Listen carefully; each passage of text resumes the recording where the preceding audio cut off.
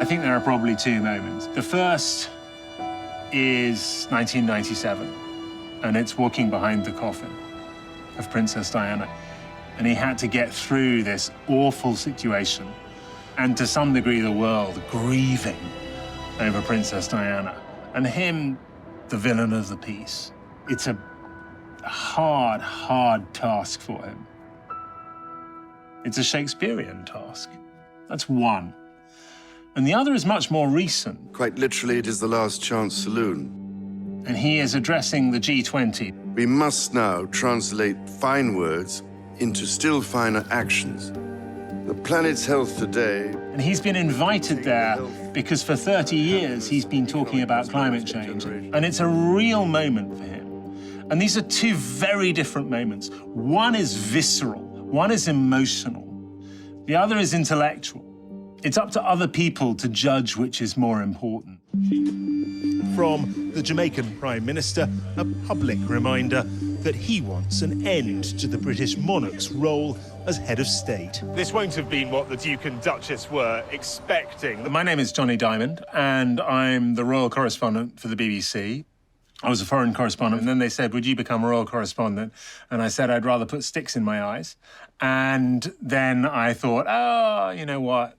Why not try this gig? I've been really struggling to kind of paint a picture of what I think it must have been like and what it would be like to even just to stand beside the man. I mean, what's your sense there? I'd kind of seen him as a very formal guy, as someone who was uncomfortable talking to other people, as someone who was kind of stuck in the 1950s or the 1960s. And then up with him up close, he was a normal kind of guy. I mean, he could talk, he could joke against himself, he could laugh against himself, he could push back a little bit. You know, he was sort of pretty normal. So I was pleasantly surprised. With him, you know, you have this kind of tortured upbringing, the weight of succession on his shoulders, the endless press attention, the attention from people like you, from people like me, which has really accompanied him since he was sort of, I don't know, 0 years old. People broke into radio broadcasts when he was born in North America. And the weight of that is pretty impressive. Today, throughout the British Commonwealth of Nations, we are celebrating the birth of a prince. You may obtain the crown of an everlasting kingdom. It was the coronation that was the big event, and he was just a very little boy, but he was up there in the stands looking down. He was just a 5-year-old. My name's John Fraser. I'm a lifelong journalist, professional journalist and writer. I have followed the business of our constitutional monarchy since the coronation, for sure, 1953. I've read a lot about his struggles, right? At trying to fit the shoes. But he's the heir to the throne, so every moment that anybody could observe him would be reported. It was the curse of the job, I suppose. And this, of course, is the introduction of Prince Charles to his public role. He has held this office since 1958. Now, he seems to be on the way to learning to be a king. He knows better than anyone else in the world the straitjacket that's waiting for him once he becomes king. So there's this whole mythology about how he's been lusting to be king all of these years. And he hasn't. It's in terms of being able to express yourself and your interiority, it's a dead-end street. You can't. 21 years old in November. He goes to these endless meetings. I was at one in Wales where he was talking about education. I got invited to go to a conference, and then he listened very carefully, and I noticed he's doing this the whole time. I realized, and I do it now too, is to keep him awake. It's just rubbing his hands. Just to stay do awake. that. If he's going to nod off, he'll just do this, and it's a way to just make sure he doesn't go down to sleep. Think of what he has to go to all the time, endlessly. There's a wonderful new. Did you see the new piece of kit that we gave Florence to pull them out? He's been the longest ever king in waiting in the history of the royal family, which goes back 1,000 years. As he said to me once, I never say when I'm going to be king because that's the day my mother dies. And I don't want that to happen. Well, I'm a photographer for the Sun newspaper, and I've been covering the royals for over 40 years of that. So let me ask you this, Arthur. What kind of a man would you say Prince Charles has become in a way that is different from the man you first met? With the 40-odd years I've been photographing him, you know, it started off, I was very aggressive. I was, you know, I needed pictures at all costs. I was trying to build my career. And over the years, the aggression in me sort of turned into a lot of respect for the man.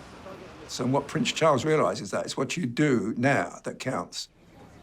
I imagine when the Prime Minister goes in to see King Charles and something said, I'm sure King Charles will give a very honest opinion and be forthright in what he thinks. And if it was anything to do with the environment, he will be thumping the table, because I've seen him thump the table in Rio de Janeiro, in Indonesia, in Malaysia, about the rainforest and the fact that, you know, the world is doomed unless we do something about it.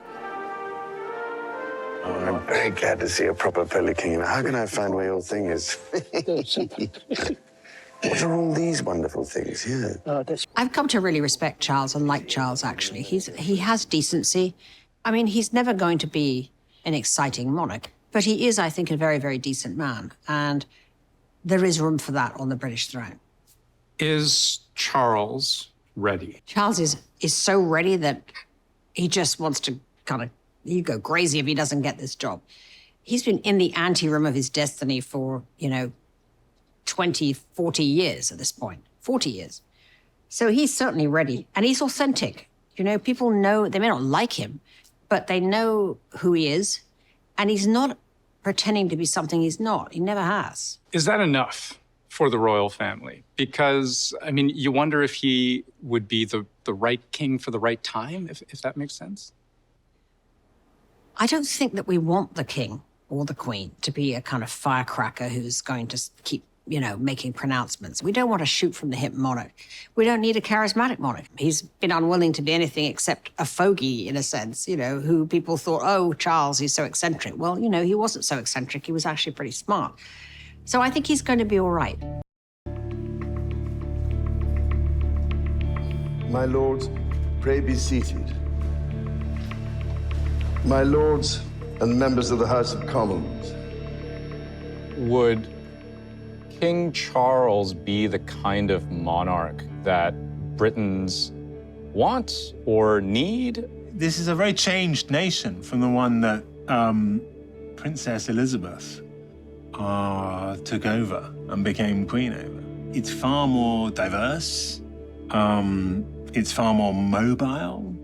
It's far less rooted. Charles will have different, a sort of different future to try and divine. It'll be a great challenge, a great challenge.